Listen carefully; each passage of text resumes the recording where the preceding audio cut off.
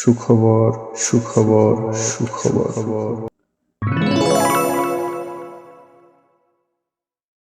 Degree প্রথম বর্ষে অধ্যয়নরত প্রিয় শিক্ষার্থীবৃন্দ, তোমাদের জন্য সুখবর। তোমরা পাচ্ছ 5,000 টাকার উপবৃত্তি। প্রতি ইয়ারে এই পরিমাণ টাকা তোমরা পেতে পারো। কিভাবে পেতে পারো তা জানতে পুরো ভিডিওটি মনোযোগ দিয়ে দেখো, কেননা এই ভিডিও দেখার পর তোমরা ঘরে বসেই আবেদন করে উপবৃত্তি পেয়ে যেতে পারো। এই ভিডিওতে থাকছে আবেদনের তারিখ, প্রয়োজনীয় ডকুমেন্টের তথ্য, রেজিস্ট্রেশনের নিয়ম, পাসওয়ার্ড সেটিং, আবেদন প্রক্রিয়া, জরুরি তথ্য। আবেদনের তারিখ। আবেদন শুরু 8/5/2024 খ্রিস্টাব্দ তারিখ সকাল 9:00 থেকে। শেষ হবে 23/5/2024 খ্রিস্টাব্দ রাত 11:59। এই সময়ের মধ্যেই আবেদন সম্পন্ন করতে হবে। নির্ধারিত সময়ের পরে আর আবেদন গ্রহণযোগ্য হবে না। আবেদনের জন্য প্রয়োজনীয় ডকুমেন্টস: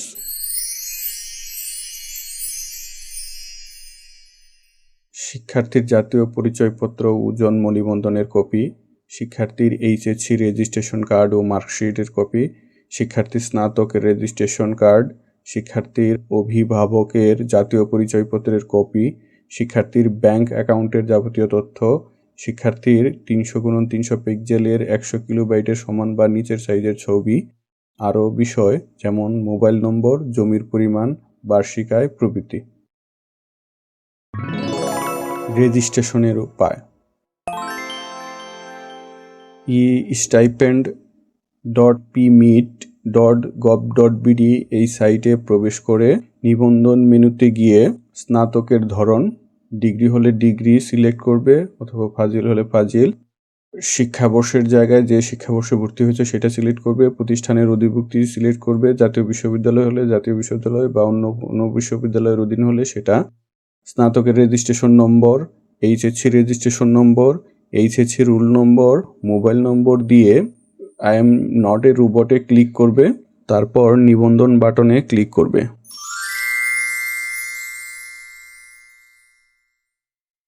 মোবাইলে একটি ভেরিফিকেশন কোড যাবে, সেই কোড দিয়ে ভেরিফাই করবে।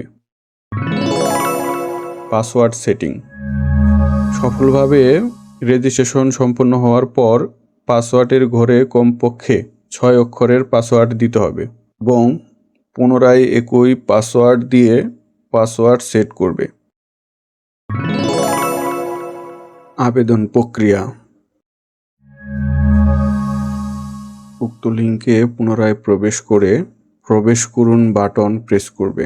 এই সাইটে যে রেজিস্ট্রেশন করলে সেই রেজিস্ট্রেশন নম্বর ও পাসওয়ার্ড দিয়ে লগইন করতে নিচের প্রবেশ করুন বাটনে প্রেস করবে। এরপরে ড্যাশবোর্ড নেভিগেশন বাটন থেকে প্রবেশ করুন বাটনে ক্লিক করলে তথ্য প্রদানের সাইটে নিয়ে যাবে। HSC স্নাতক তথ্য: প্রথমেই HSCর তথ্য যেমন প্রতিষ্ঠানের নাম, রেজিস্ট্রেশন নম্বর, রুল নম্বর, GPA, পাশের বর্ষ, শিক্ষাবর্ষ, বিভাগ, মানবিক, বিজ্ঞান অথবা ব্যবসায় শিক্ষা যেটাই হোক, আর শিক্ষা বোর্ড অটোমেটিক দেওয়া থাকবে। এইসব তথ্য দিয়ে সংরক্ষণ করুন এবং চালিয়ে যান বাটনে ক্লিক করবে। পরবর্তী ডিগ্রি ট্যাবে গিয়ে ডিগ্রির তথ্য যেমন বর্ষ, ডিগ্রির কোর্স, ভর্তি বর্ষ, শিক্ষাবর্ষ, প্রতিষ্ঠানের নাম, জেলা, উপজেলা, প্রতিষ্ঠানের মোবাইল নম্বর, এইসব তথ্য পূরণ করার পর সংরক্ষণ করুন ও চালিয়ে যান বাটনে ক্লিক করবে। ব্যক্তিগত তথ্য: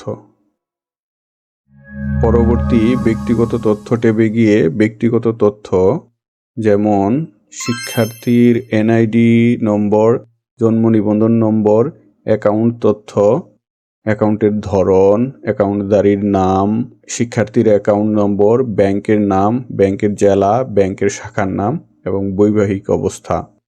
আরও দিতে হবে পিতার নাম, মাতার নাম, জন্ম তারিখ, লিঙ্গ, ঠিকানা, জেলা, উপজেলা, পোস্টকোড, শিক্ষার্থী বা অভিভাবকের মোবাইল নম্বর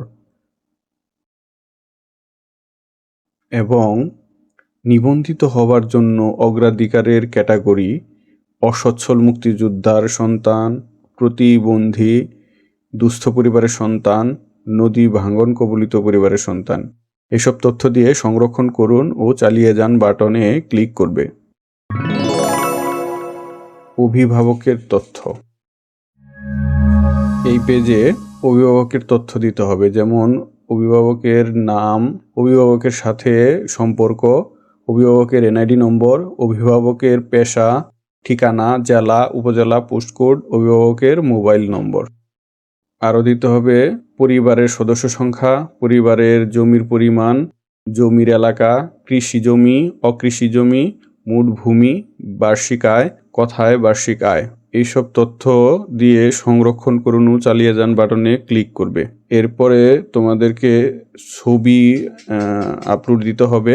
ছবির সাইজ 300x300 পিক্সেলের 100 কিলোবাইটের সমান বা নিচে হতে হবে। ছবি আপলোডের পর সংরক্ষণ করুন ও এগিয়ে যান বাটনে ক্লিক করবে। এরপর তোমাদের আবেদনের চূড়ান্ত ট্যাব পূর্বরূপ ট্যাবে নিয়ে যাওয়া হবে। এ পর্যন্ত পূরণকৃত সকল তথ্যই এই ট্যাবে দেখানো হবে।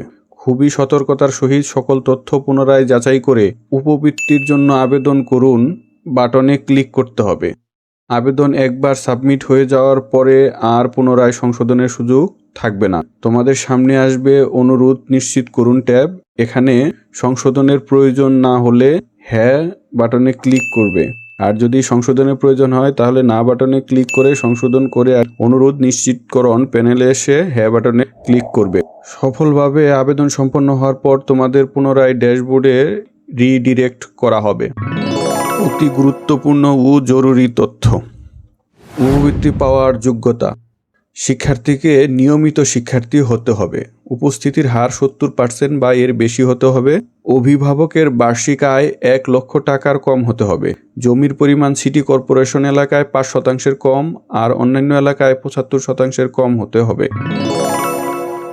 এই যাবতীয় কাজ করার লিঙ্ক হচ্ছে https://estipend.pmit.gov.bd// আজ এ পর্যন্তই। পরবর্তীতে পাসওয়ার্ড পরিবর্তন সহ অন্যান্য তথ্যের ভিডিও পেতে এই চ্যানেলটি সাবস্ক্রাইব করে বেল আইকনটি অল করে রাখো। ভিডিও ভালো লাগলে লাইক করো, প্রয়োজনীয় কিছু জানতে কমেন্ট করো। আগামী কোনো ভিডিওতে আবার কথা হবে এই প্রত্যাশায়। তোমাদের সুস্থ ও নিরাপদ জীবনের জন্য শুভকামনা জানিয়ে শেষ করছি। ভিডিওটি মনোযোগ দিয়ে দেখার জন্য অসংখ্য ধন্যবাদ।